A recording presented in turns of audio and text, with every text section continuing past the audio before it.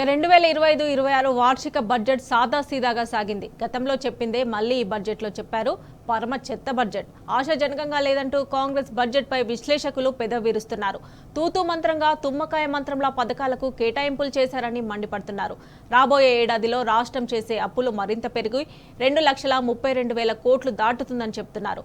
మరోవైపు రాష్ట్రంలో మూలధన వ్యయం నానాటికి తగ్గిపోతుందని ఆందోళన వ్యక్తమవుతోంది.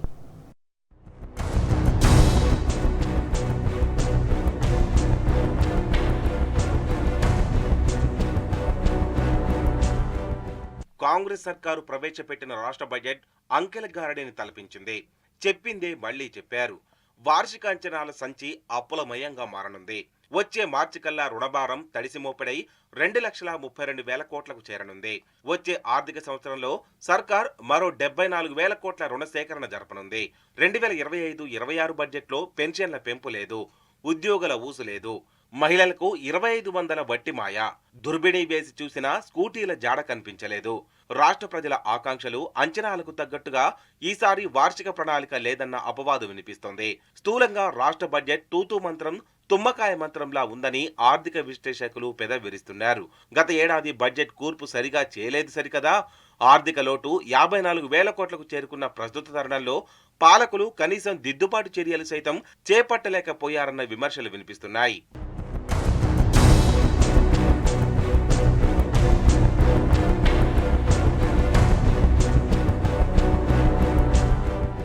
బడ్జెట్ సాదా సీదాగా ఉంది, ఆశాజనకంగా లేదు.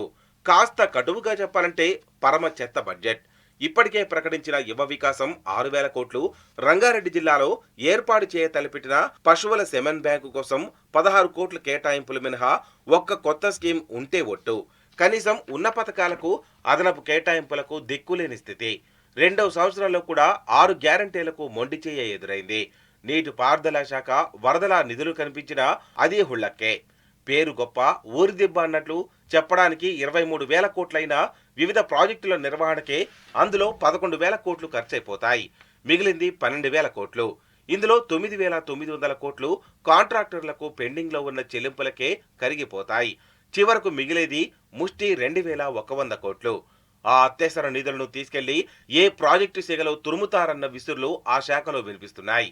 ఏదో మాట వరుసకు చిన్నా చిత్తగా స్కీమ్లు 1-2 తన ప్రసంగంలో డిప్యూటీ సీఎం భట్టి విక్రమార్క ప్రస్తావించారు. కానీ పరిస్థితి మరోలా ఉందన్న కఠోర వాస్తవం. ఇక స్టాంపులు రిజిస్ట్రేషన్ల శాఖలో 2024-25లో సవరించిన అంచనాల కంటే 5,000 కోట్లు అదనంగా నిధులు సమీకరించే దిశలో గణాంకాలు రూపొందించారు. అయితే ఇది రాష్ట్రంలో భూముల ధరలు పెంచి ఖజానా నింపుకోవాలన్న పాలకుల మనోగాతానికి సంకేతమన్నది విశ్లేషకుల అభిప్రాయం.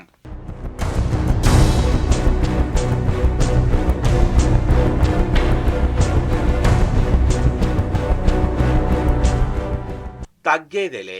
ఈసారి పద్దు 3 లక్షల కోట్లు దాటాల్సిందే. ఎక్కడా రాజీ పడకుండా ఎలాగైనా పరిగెత్తాల్సిందే. పక్క రాష్ట్రం కర్ణాటక 4,09,549 కోట్లు, దాయాది రాష్ట్రం ఆంధ్రప్రదేశ్ 3,22,359 కోట్ల బడ్జెట్ పెట్టిన నాటి నుంచి పాలకులది ఇదే ధోరణి. చివరకు అన్నంత పని చేసేశారు. వాస్తవిక బడ్జెట్ అంటూనే పురిని చూసి నక్క వాతలు పెట్టుకున్నట్లుగా వ్యవహరించారు. గత బడ్జెట్ అంచనాలను చేరుకోవడంలో ఘోరంగా విఫలమైన చేదు అనుభవాన్ని విస్మరించి అంకెల గారడి పరమావధిగా 2025-26 వార్షిక అంచనాల సంచిని నింపేశారు. 3,04,965 కోట్ల బడ్జెట్ను తెచ్చి ఫక్తు పిల్లి మొగ్గలు వేసే ప్రయత్నం చేశారు.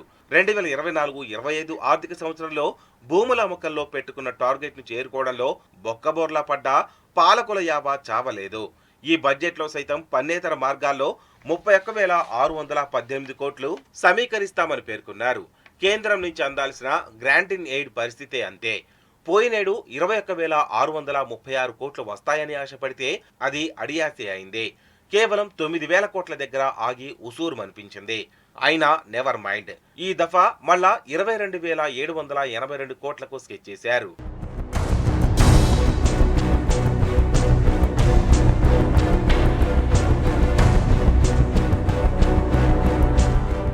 బీఆర్ఎస్ హయాంలో అప్పులు పెరిగిపోయాయంటూ ప్రతిపక్షంలో ఉన్నప్పుడు పదే పదే నీతులు చెప్పిన కాంగ్రెస్ అధికార పీఠమెక్కగానే ఆ సంగతి మరిచిపోయింది. గద్దెనెక్కింది మొదలు అప్రతిహాతంగా అప్పులు చేస్తూనే పోతుంది. 2024-25 ఆర్థిక సంవత్సరంలో 1,58,000 కోట్లు అప్పు చేసింది. ఈ ఏడాది కూడా వివిధ మార్గాల ద్వారా సుమారు 74,000 కోట్ల రుణ సేకరణకు ప్రణాళిక రచించింది.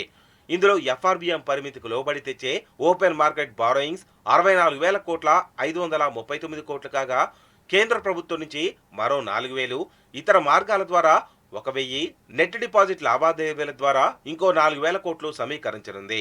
వచ్చే మార్చి కల్లా టోటల్ డెట్స్ అక్షరాల 2,32,000 కోట్లు చేరడం ఖాయం. సరే, ఈ మొత్తాన్ని సర్కారు మౌలికపరమైన అంశాల కోసం ఖర్చు పెడుతుందా అంటే అదీ లేదు. మూలధన వ్యయం నానాటికి తగ్గిపోతోంది. 2023-24 నాటి బీఆర్ఎస్ ఏలుబడిలో 43,917 కోట్ల క్యాపిటల్ ఎక్స్పెండిచర్ అయితే, కాంగ్రెస్ పాలన మొదలైన 2024-25 సంవత్సరంలో అది 33,087 కోట్లకు పడిపోయింది. ఈ ఏడాది అది స్వల్పంగా పెరిగి 36,504 కోట్లకు చేరుతుందని బడ్జెట్ గణాంకాలు వెల్లడిస్తున్నాయి.